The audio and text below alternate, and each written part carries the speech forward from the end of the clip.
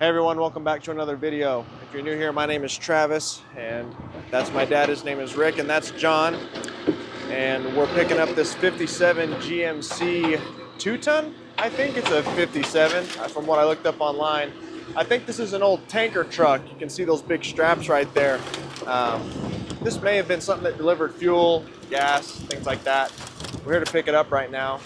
We're gonna see if we can get it running and driving. Right now, John's moving this around so the nose faces that way, sort of downhill, so it'll be easier to get up using the winch. Is all the wheels rolling? Yeah? Good, good.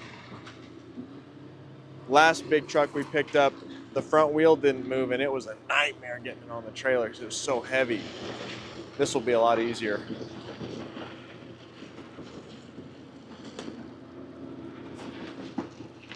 So I'll show you the kicker for this truck when John gets it sort of positioned right. And I'm sure maybe those platforms on the side was maybe where they kept their tools and stuff, or hoses or whatever, I don't know. So the kicker with this GMC is that it's got the 302 in it, which is the biggest option that GMC had back in the day, and it was popular with hot rodders a while ago. If you look right next to the distributor, I wiped off the numbers, and you can see right there the first three numbers of the serial is 302, so it's the biggest engine GMC offers. You can see it's got the normal stuff, pack rat evidence, and possibly a radiator jacked up. That just doesn't look like it's going to hold water. I don't know if it's locked up or anything. I haven't tried the fan at all. It looks all complete underneath. It's got its coil and its distributor, and that is where you add the oil. It's kind of an interesting get up there. Never seen that. It's got a carburetor on it. I got a horn. You know, it's all there. So we could probably do something with this thing.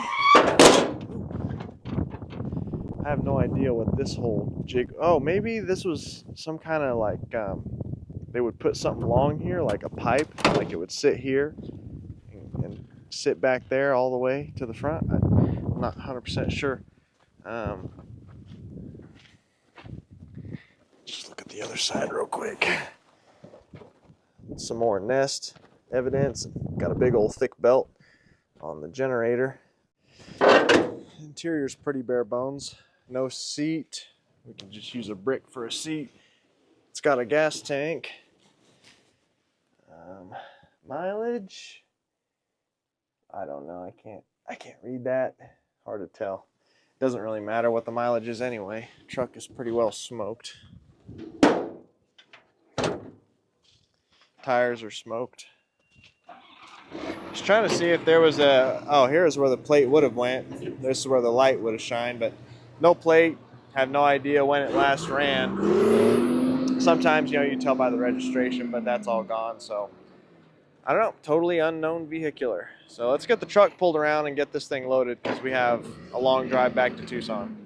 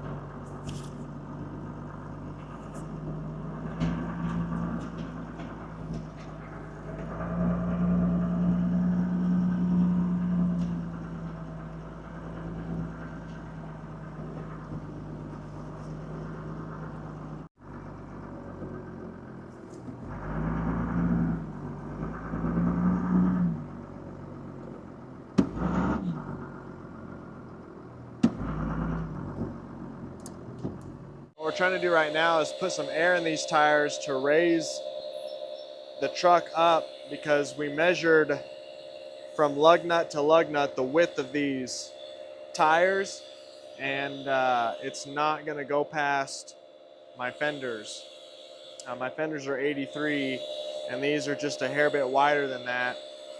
If we air the truck up, the lug nuts may be high enough to clear the fenders. So it's going to be a real tight fit. This truck is pretty big. They're taking air though, I can't believe it. Right now we're sitting at 7.5. It was at 0. Oh, he's got the same tool. This one's hanging at 15. Yeah, I'm gonna let this trailer down.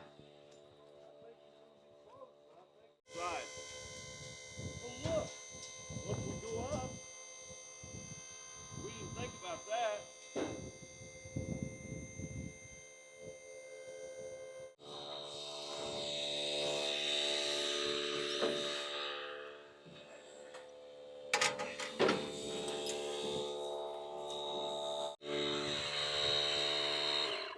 All right, we're at 20.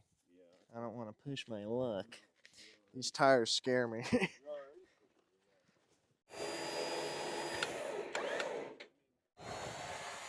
No, I'm gonna go that way.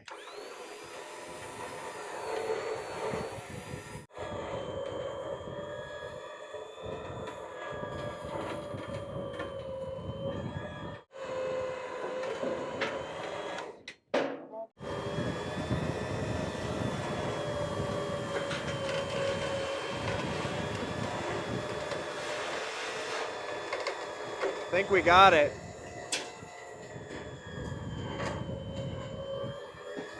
Man, that's close.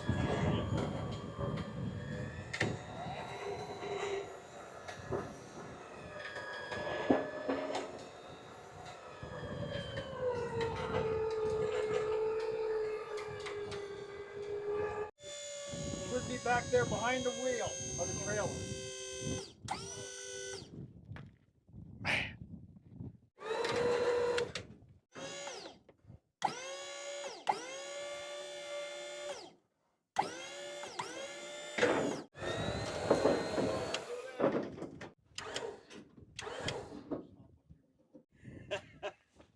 It went. Good Lord. That's a tight fit. We're really putting this trailer to the test. We're in a tight spot. It's all right, we got one tire on. Oh yeah. All right, we got her all strapped down and we are out of here. I also want credit for backing the truck and trailer up to that truck, one-handed holding the camera. Oh, we're in, it's in neutral.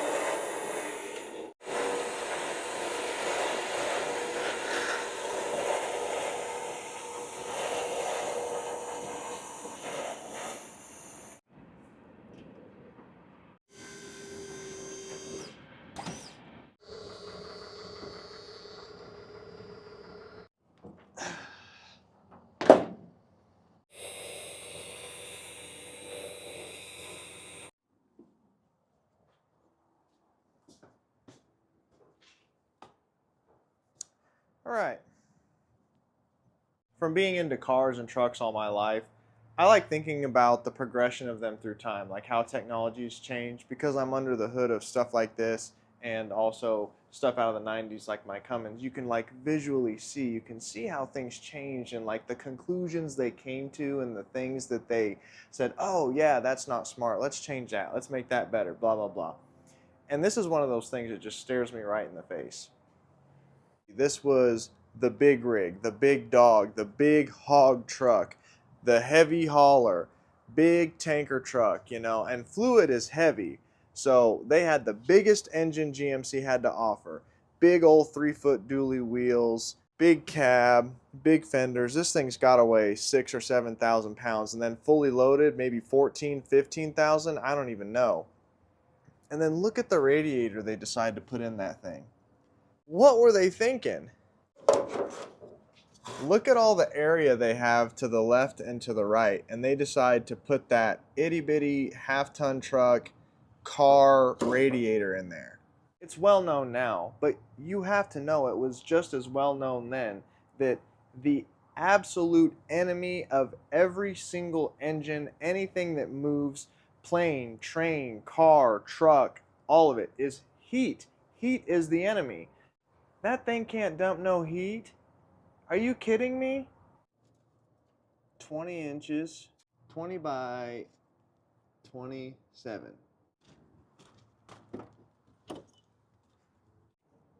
42 by 20 and a half. If you turn that into square feet, the radiator in this truck is 3.7 square feet. The radiator in the Dodge is 5.97, almost 6 square feet. So the radiator in that 3/4 ton Dodge is 1.6 times bigger than the radiator for a 2-ton heavy hauler tanker truck of the 50s. Isn't that crazy? And that truck's 30 years old now. That's 30 years old. They're even bigger now. They're probably 2.2 or 2.4 times bigger than this on average now. They had it geared so low that the mechanical advantage in the transmission and the rear end didn't put such a load on the transmission and engine as to heat it up, because the more of a mechanical load you put on the engine, the hotter it gets, you know. So they tried to, you know, take some of that load down by gearing so that the engine didn't overwork itself. That's why they went slow. Times have gotten faster and highways have gotten straighter and bigger and larger and longer distances. We need to get places faster. So they can't utilize the mechanical advantages of the gearing anymore. So the gearing gets tighter so that they can go faster. So you have to relieve that stress somewhere, and they've relieved it with bigger radiators. Have to dissipate that heat load. Have to dissipate it. Anyway, move on from that. Just something that I had to get off my chest. Anyway, I want to clean this truck out before we start working on it. It's pretty filthy. So let's get a trash can up in here and start taking this garbage out.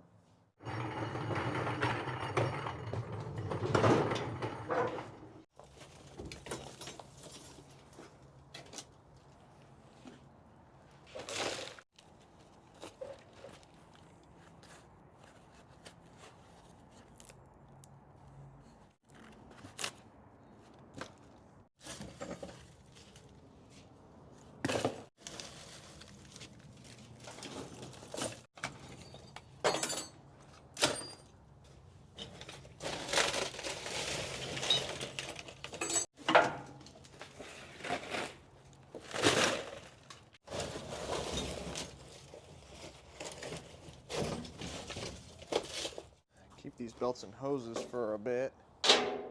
Maybe they're useful for something, or an example. I don't know.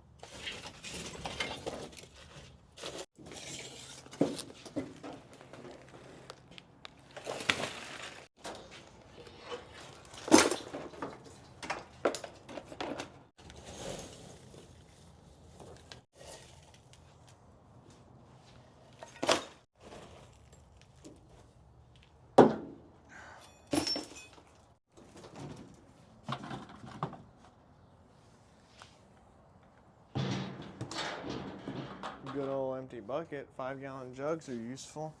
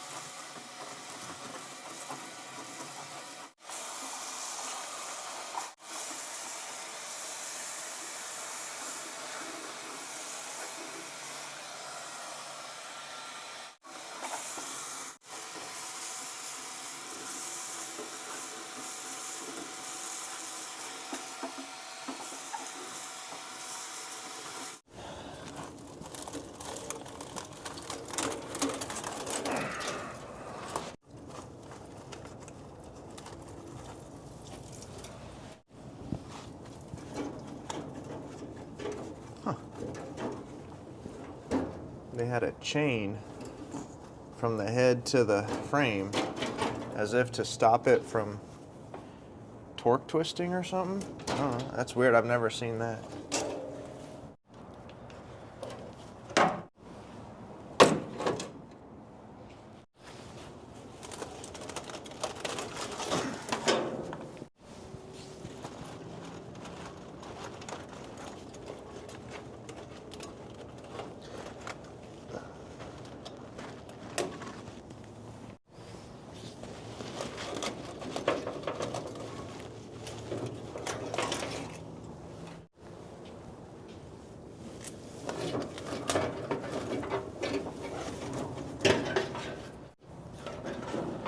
Had one on this side too. Either the motor mounts are shot or they were really optimistic about how much power this engine was making.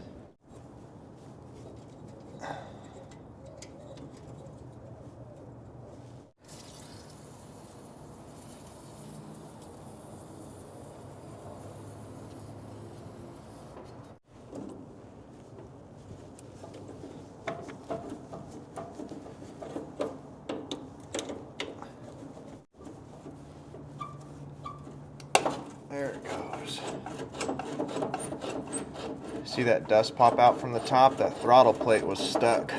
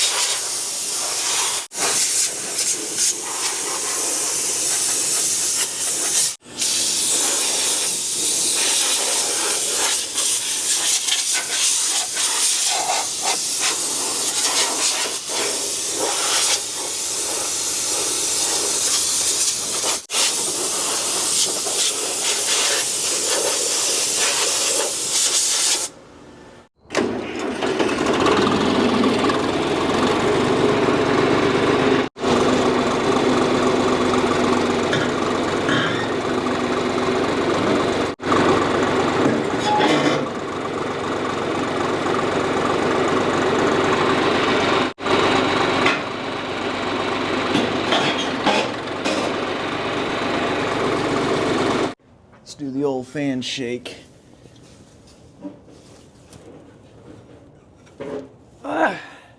Get a rag on my hand.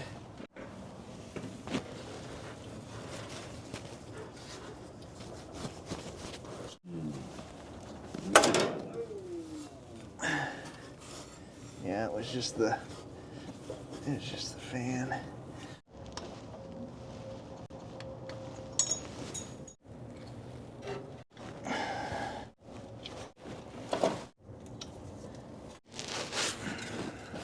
It's got some oil.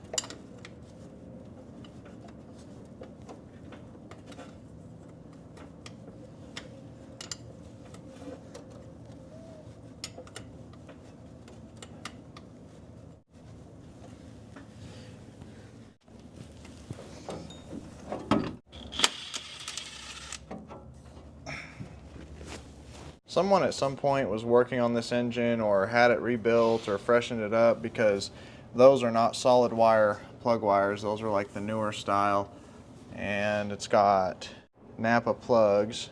If you look at the exhaust and intake gaskets, those are more modern. That foil there you can see, and then you can see a little ring of blue silicone around the valve cover. So somebody was working on it. Check that out. GMC stamped right on the intake. That's cool. I love seeing that.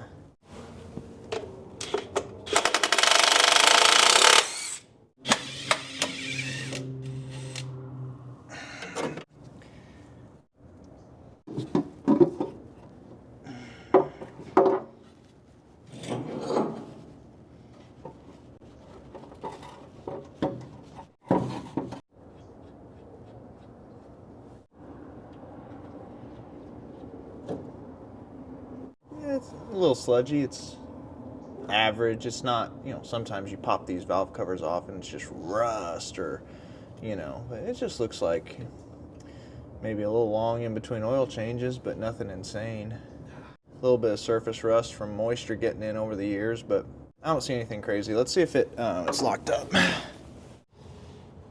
Oh, it ain't locked. No? Nah. Cool. Nah. That valve's moving. Huh? Go ahead. Yeah. That valve's moving. Yeah. This one. Also, you can see that green paint on the springs. I think somebody rebuilt this. So hopefully it's a good running 302. This battery tray's a little iffy, but it may work. Alright, well, on this one, oops, I'm sure by 57 it was 12 volt negative ground, but the actual battery cables are negative going to the starter and the red one going to the ground. So you always want to look at that stuff, because people do it wrong and then you'll hook everything up backwards and blow it up. You'll get July 4th in December.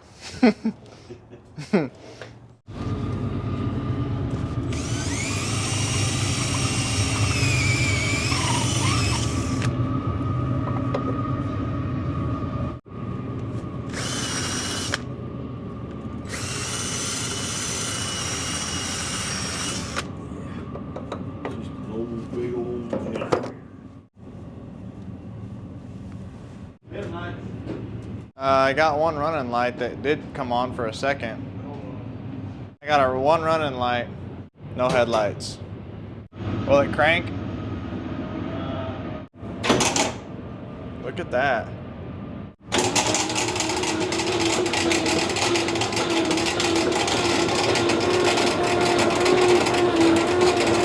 Looks like all the valves are working.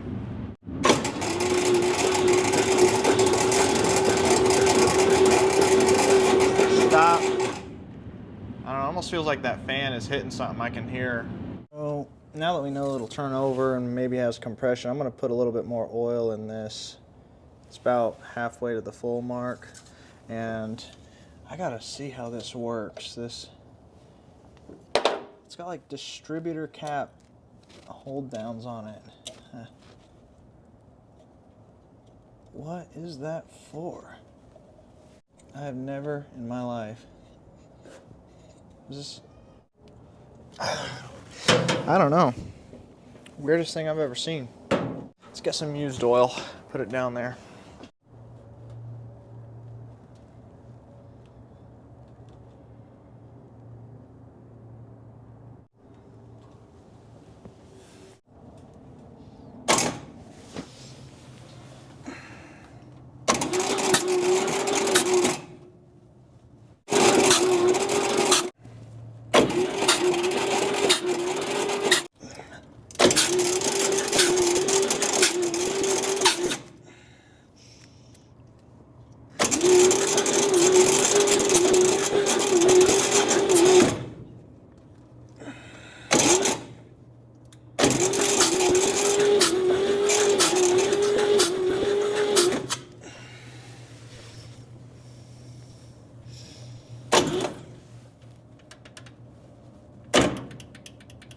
Valves aren't tight.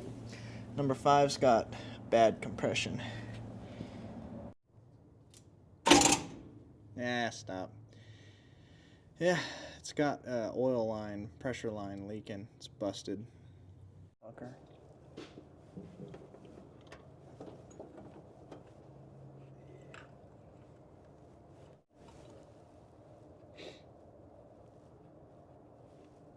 Ugh.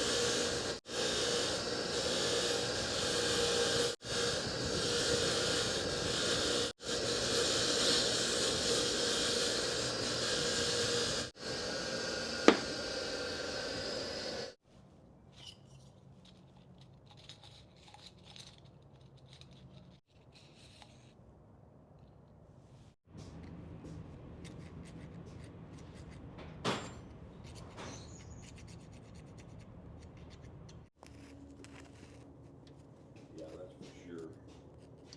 No doubt in my mind.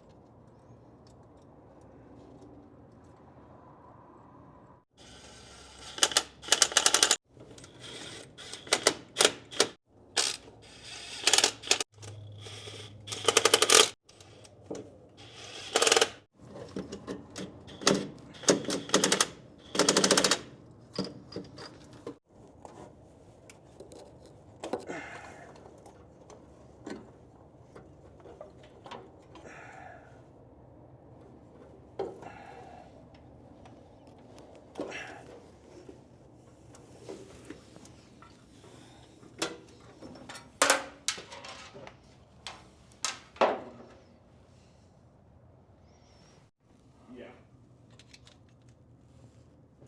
Look at that. Yeah, coil's getting power. Sparking really good.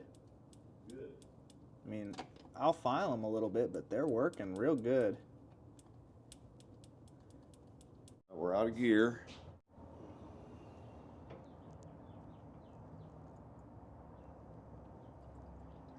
All right, get that cup away.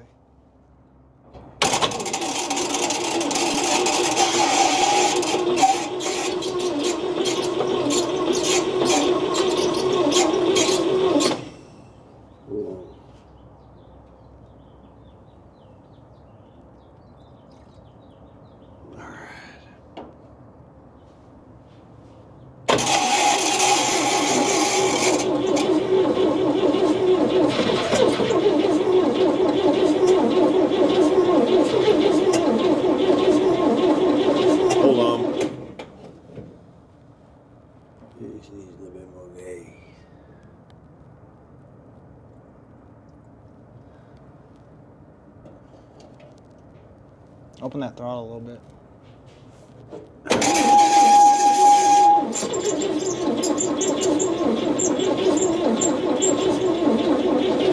Let me see if it's sparking.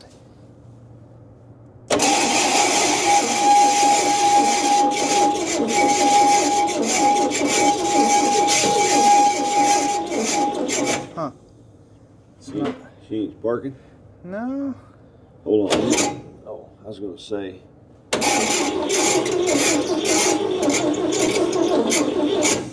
It's weird. I don't see a spark. See if what's wrong there. Ready? Yeah.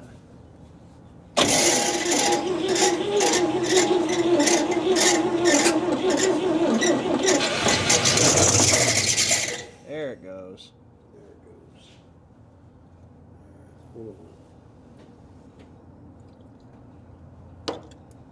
All right.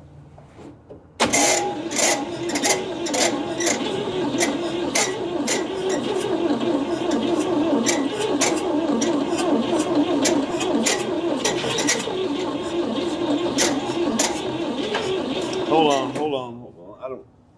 If that thing backfires, carburetor's gonna catch on fire. All right.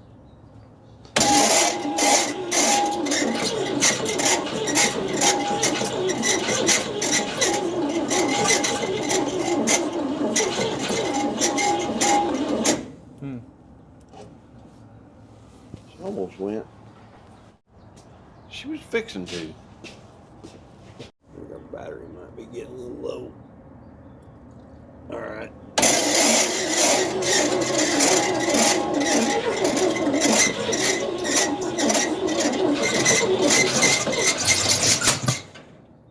It's trying. Hold on.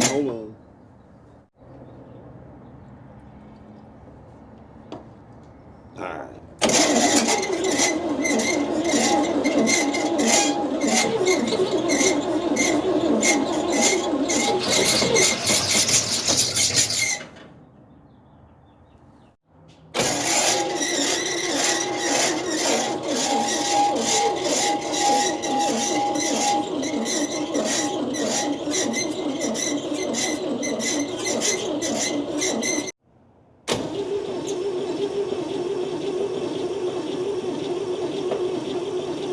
Made me up a jumper wire from the battery straight to the coil.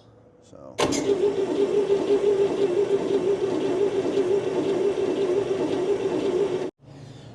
Getting some spark now.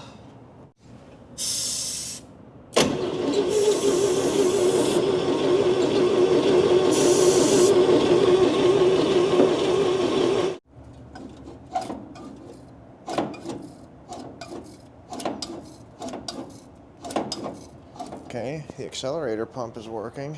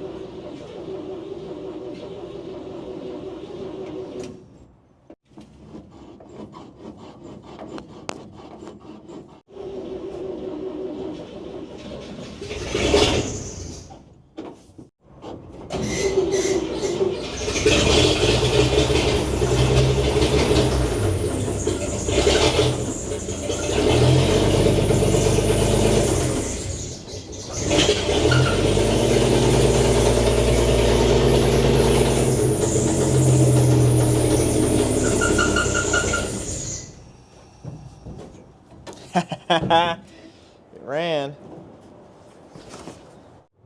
This is where you would turn the idle up, but they have some, I don't know what is going on here. This is not original, so I don't even know if you turn this all the way in, if it would bring that up a little.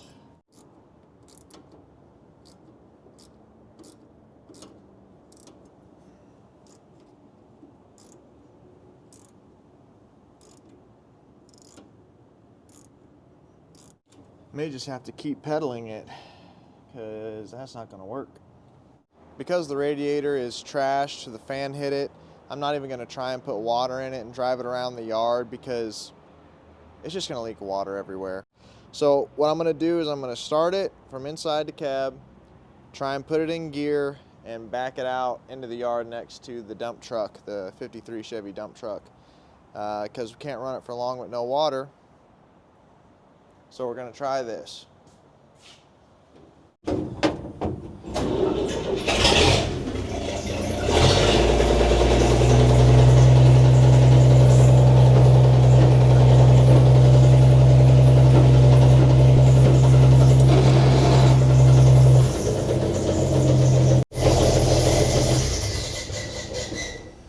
The clutch was trying to work. It's stuck on something. What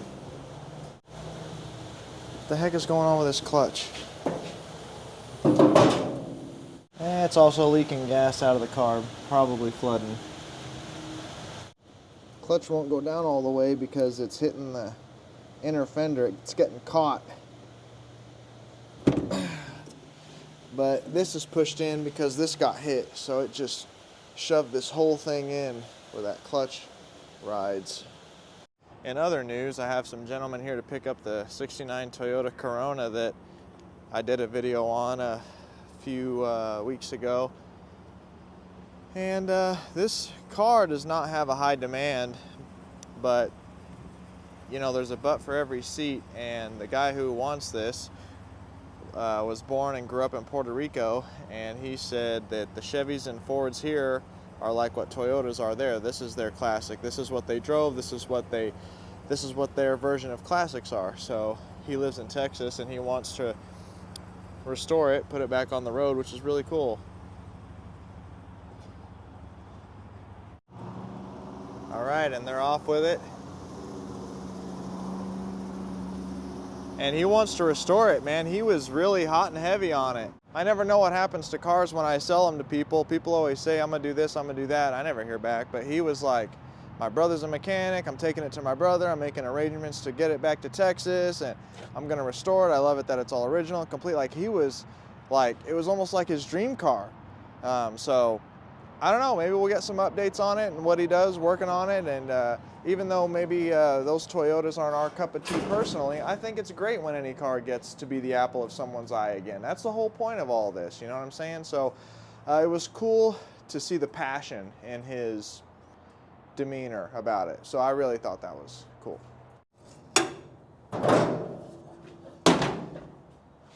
We took the top of the carburetor off and tested the needle and seat, and it was working. We put the top of the carburetor back on. Wasn't overflowing or dripping or anything, so I don't know.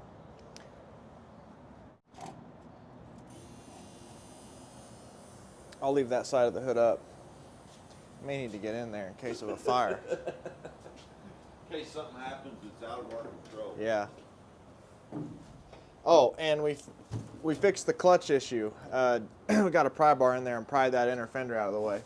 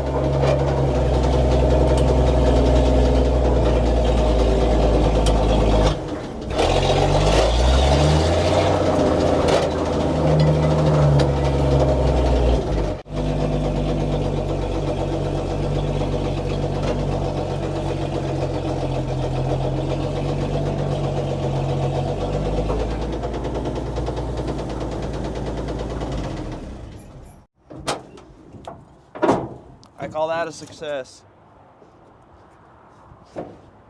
302 runs. I know I can't do this, but it takes everything in my soul not to put this engine in my red and white GMC, because Dad knows that even back when I was 12 years old, when I bought that red and white GMC, I was all about originality. Like, I was a purist even then. I loved it. I loved everything the way it was, factory original. The only reason that I was able to accept putting a V8 and a 4-speed automatic 700R4 in it and all that was because when we bought it, it didn't have an engine or a transmission. So I was like, all right, since it's not there, we can put a V8 in it. But if it was there, I wouldn't have accepted anything else. Now the 302 is very rare. I've never really came across one. It's the biggest, baddest straight six that GMC ever made. And in a perfect world, this engine should be taken out, rebuilt to perfection, and put in my GMC. But I'm not gonna do that, because at this point, that GMC is like a historical document in my life, you know? That was the first engine I ever rebuilt. Me and Dad and I did that all together. So I'm not gonna do that, but that 302 should be in that GMC. But I'm not gonna do it. But we did prove that it is a good engine. It's a good 302.